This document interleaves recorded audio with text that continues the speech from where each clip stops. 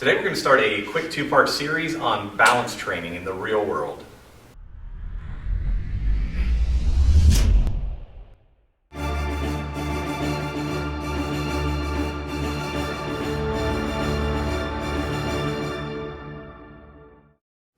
One of the things I love to talk a lot about is balance training. Now, when it comes to balance, there are tons of ways to improve balance. One of the things that you have to think about is your eyes. You have to think about the inner ear. There's a lot of different things that can manifest with balance problems, but one of the things that we do know is that better balance equals better movement for most people. And so I'm going to go through with you over the next 2 weeks some simple ideas about how to add balance training into your regimen without maybe even knowing what's going on with your eyes or inner ear. These are just some well-researched methods that we've looked at that can help improve your balance, like I said, in the real world. Now, what we're going to do, first of all, is we're going to work on the earth.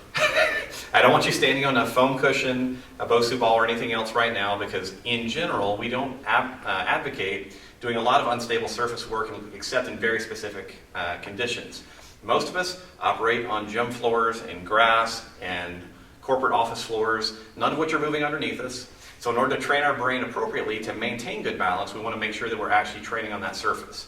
The second thing I would recommend, I'm not doing it in this video because it's not part of my uniform, but what I would recommend is to take your shoes and socks off. Because one of the things that we also have learned is that when people do balance work with shoes on, they often are getting either good or perhaps bad input from the shoe itself, which can alter your overall balance ability.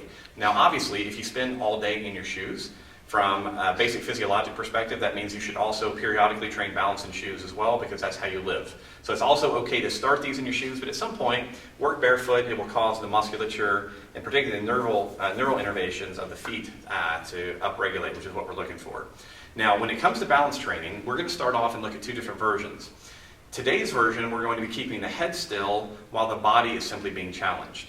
When I have people begin balance training, one of the things I focus on is what we call a safe but challenging stance. So if you have very compromised balance, you're probably going to start off your balance training keeping your feet really, really wide and knees slightly bent, as if you were in a little bit of an athletic stance or afraid of falling. Most of us, however, can begin our balance training with our feet either in a neutral stance, very close together, which is more challenging, or in a staggered stance, one foot directly in front of the other. This is much more challenging for most people. Now, in general, what I have people do is go through 15-second holds. So you go here, your feet are together, you stand here for 15 seconds. Hopefully you are able to do that without excessive swaying. If that's a problem for you, you can back off into this more neutral stance, and then we'll add some eyes closed variations in a moment to make it more challenging. But let's say that we are beginning, most of us, either here or in the staggered stance. Begin by holding this position for 15 seconds and just pay attention to what happens in your body, whether or not your feet are moving a lot, whether you're wobbling a lot, and then you want to switch positions. All right. Now, if the staggered stance is super easy for you with your eyes open, then you can go to a single leg stance. All right. So our basic stances for balance training are wide if you are compromised, neutral if you're new to balance, feet together, staggered, or one leg. All right. And basically, like I said, what I want you to do is find a position that is most challenging for you with your eyes open.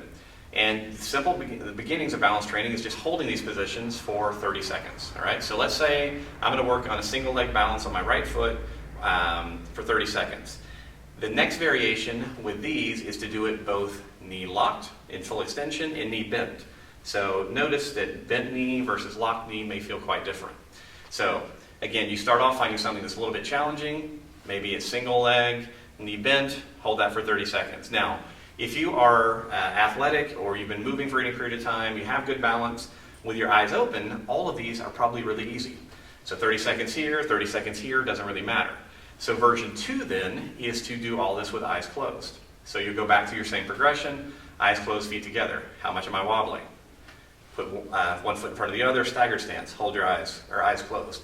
Can you hold that for 15 seconds to 30 seconds? Opposite side, close your eyes. Can you hold that for 15 to 30? If that's okay, then you go to the single leg, eyes closed. Work your way up to 15 to 30 seconds of each of those different positions, again, looking for something that's challenging. Now, the next evolution of this, like I said, in this particular version, we're keeping the head still. What we're going to now add is some what's called perturbation from the outside. For this, you're going to need a band. This is a really, really thin little exercise band tied off.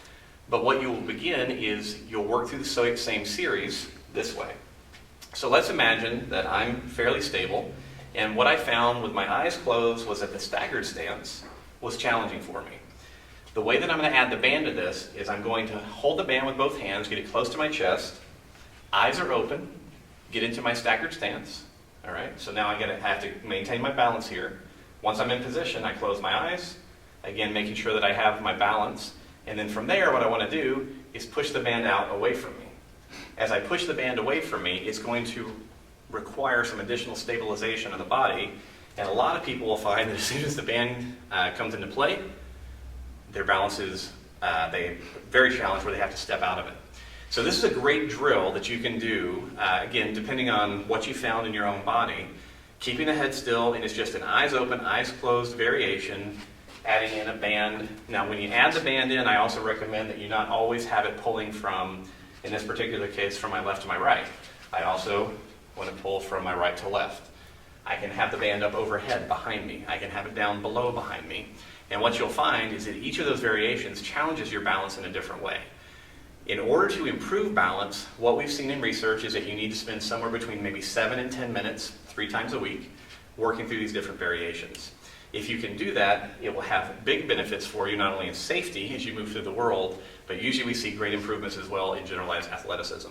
So this is part 1. In our next episode, I'm going to go through how do we now challenge the balance system when our head is in motion, which is where a lot of people find they need some work. So stay tuned. We'll talk with you about that next week. Otherwise, enjoy these progressions. Let us know if you have any questions.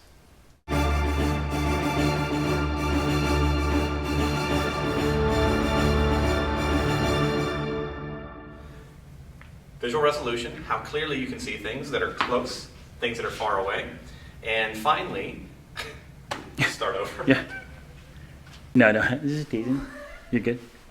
I just wait for the moment. All right. All right. It's most about, let's start over, sorry. Burp, burp. I don't know where I'm going from here.